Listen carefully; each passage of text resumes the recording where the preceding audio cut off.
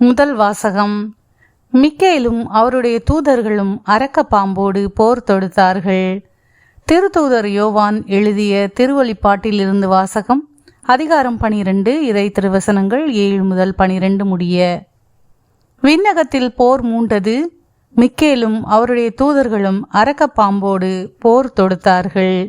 அரக்க பாம்பும் அதன் தூதர்களும் அவர்களை எதிர்த்து போரிட்டார்கள். அரக்க பாம்பு தோல்வியுற்றது.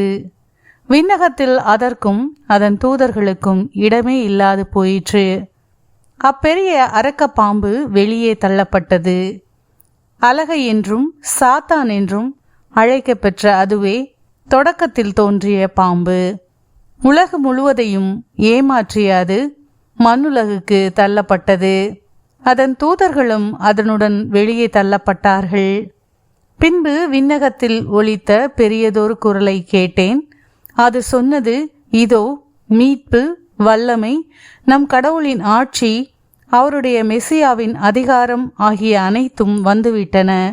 நம் சகோதர சகோதரிகள் மீது குற்றம் சுமத்தியவன் நம் கடவுள் திருமுன் அல்லும் பகலும் அவர்கள் மீது குற்றம் சாட்டியவன் வெளியே தள்ளப்பட்டான்.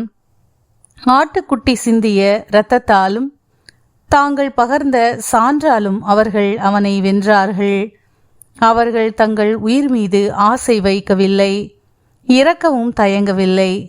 இதன் பொருட்டு விண்ணுலகே, அதில் குடியிருப்போரே மகிழ்ந்து கொண்டாடுங்கள். ஆண்டவரின் அருள்வாக்கு.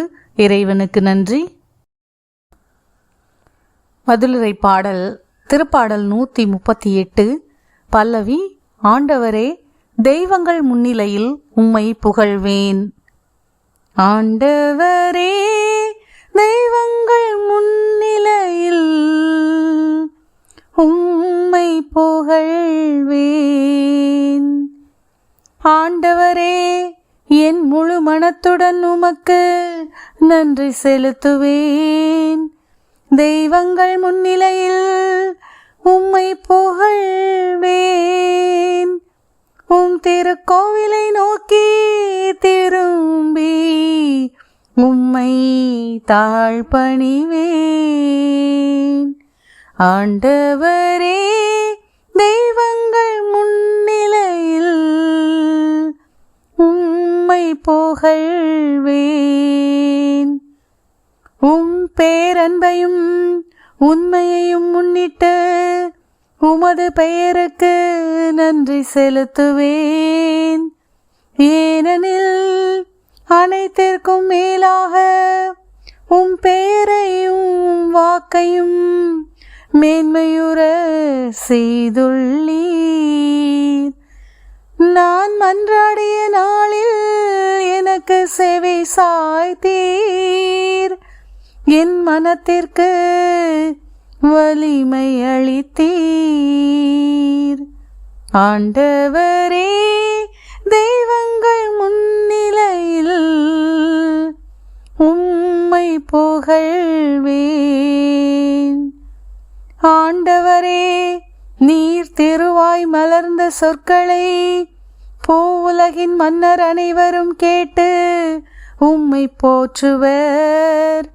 ஆண்டவரே, உம் வழிகளை அவர்கள் புகழ்ந்து பாடுவர். ஏனெனில் உமது மாட்சி மிக பெரிது. ஆண்டவரே, தெய்வங்கள் முன்னிலையில் உம்மை புகழ்வேன். நற்செய்தி வாசகம். கடவுளின் தூதர்கள் மானிட மகன் மீது ஏறுவதையும் இறங்குவதையும் காண்பீர்கள்.